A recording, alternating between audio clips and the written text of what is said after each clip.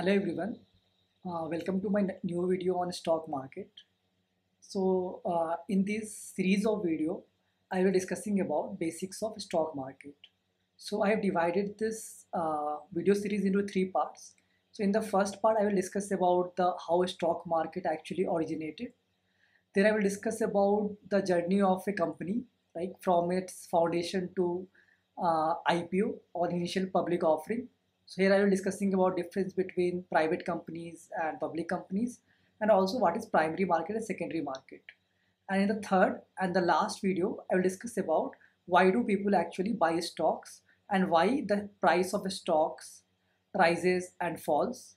And also I will discuss about how can you buy stocks of some listed companies and what are different stock index. These all I will cover in the last video. So first I will cover the how stock market originated. So I will cover this topic first, and also I have a request for you. So if you like my content and if you want to keep watching this content, so please subscribe to my channel for the same. And also you can follow me on Twitter and LinkedIn by following, and so I will have my links here, so you can follow me on that. So basically if you keep subscribing me, so I post a lot of financial contents on my Twitter and LinkedIn profile also. And other than that, if you subscribe to my channel, it also encourages me to put more effort in these videos. Yeah, so let's start with the how stock market originated. So in the history books, you would have read about East India Company, right? So East India Company was a trading company. So it used to trade with various countries. One of the countries it started initially trading was India. So from India, they used to trade spices and other stuffs, and they used to earn some profits on this. But the question here is that who paid the bills for the ships, the food, and all the other expenses of the adventures? So a lot of funding is required for carrying out these adventures. So who paid the bill for this? Because this funding will be quite huge in amount, because you have to provide food for all the sailors that are there, and it took a lot of time for the adventure, right? So you have to reach from one country to another, so it took a lot of time and a lot of food, plus you require ships to travel from one place to another. So building this and everything requires a lot of money. So where does the company get this funding? So in those days, the kings and queen had all the powers. So all the powers were there with the kings and queen during those times. So this is the time during 1600.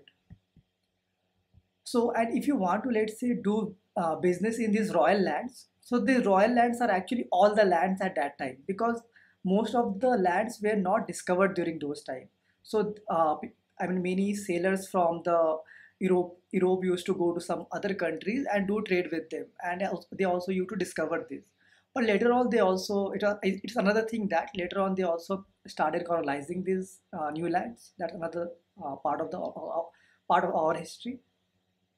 But if they want to start this business in these royal lands, they have to get a royal license from the kings and the queen who were in the power. And this is called as Charter of Corporation. So today also, if you want to start a new business, you have to file in some papers and get a basically kind of certificate that you are the owner of this business, right? And this business is called now corporation once you have registered your business with the so there are some stakeholders where you have to register. So once you've registered, it becomes a corporation.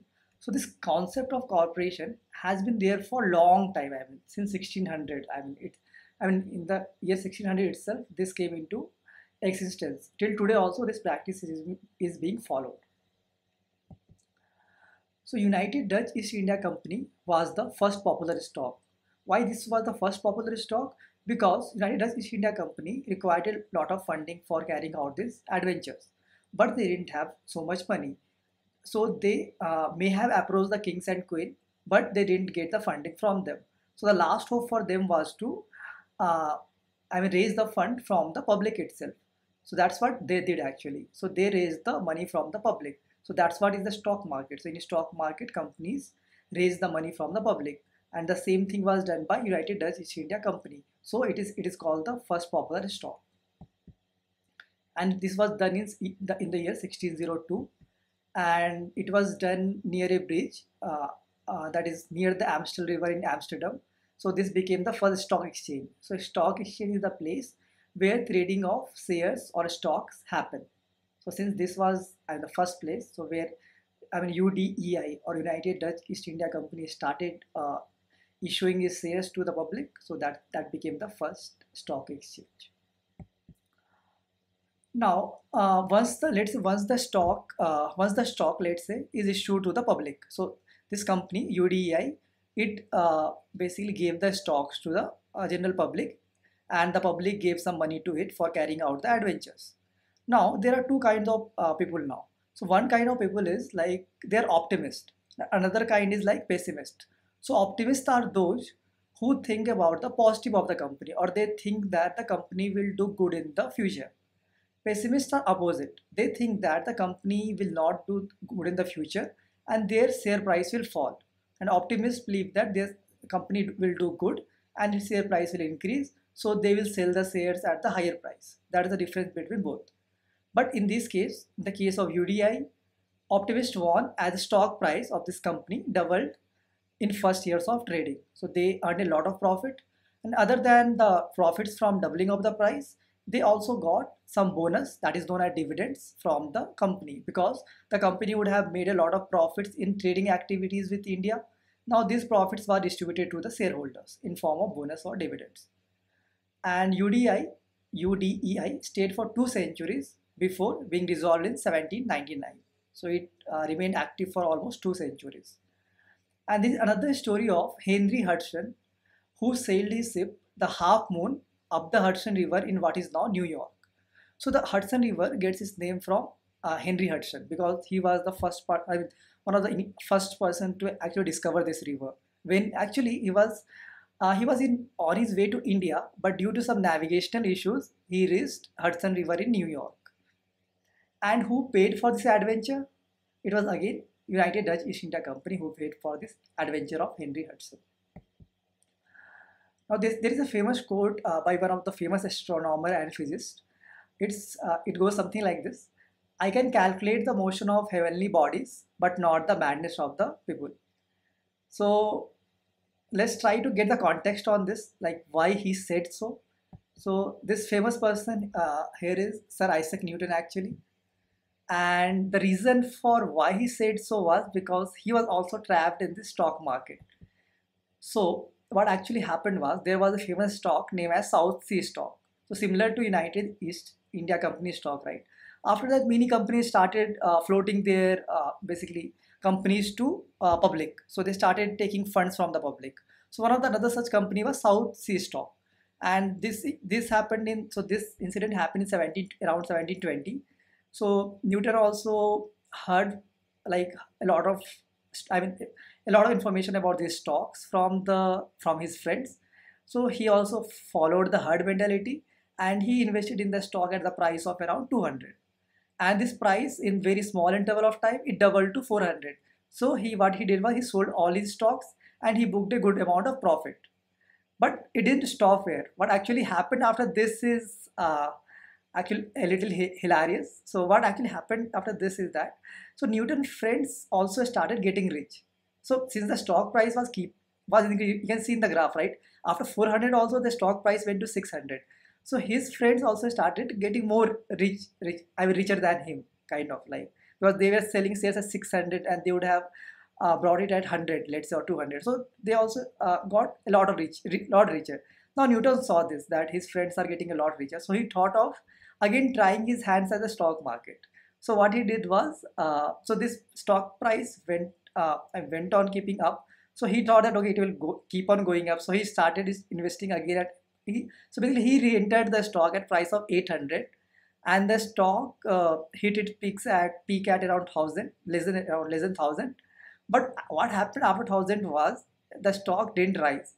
It started falling, and it again reached the original level of 100.